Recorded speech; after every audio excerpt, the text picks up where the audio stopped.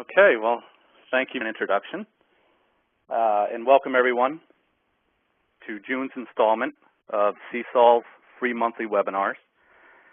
This month, as Megan alluded to, is I have a LIMS, now what? Just a quick background. Like Megan said, I'm an informatics consultant now with CSols. I've been in life sciences for about 11 years now in various roles, which include the chemistry bench, LIMS system administration, and system analyst. Those years were largely spent in the pharmaceutical industry. And among other things, my experience is in LIMS, CDS, SDMS, ELN, Maximo, lab instrumentation, and strategic planning. So the premise of the webinar this month is that you've made it through your initial phase 1 LIMS implementation, okay? Assuming it was successful, you've given yourself a nice pat on the back for a job well done, and now you're looking for even greater efficiency gains, okay? Perhaps by extending integration and automation to other areas of the lab. Conversely, if your LIMS implementation was not all that successful, you may just be looking to revisit some unfinished business and get your LIMS to where it should be. So let's define success.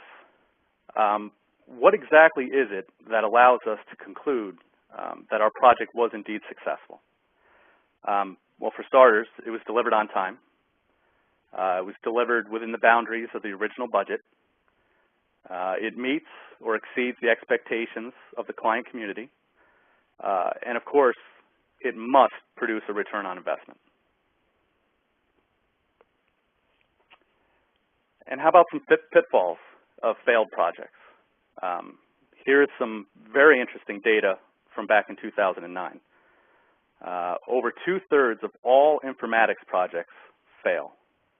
Okay, these are informatics projects in general, mind you.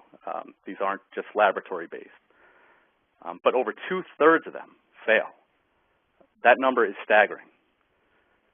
Almost 1/4 of these projects are canceled before completion, and 44% are challenged. That is, they were either delivered late, not within the original budget, or they were delivered, but delivered with less functionality than that was stated in the original scope.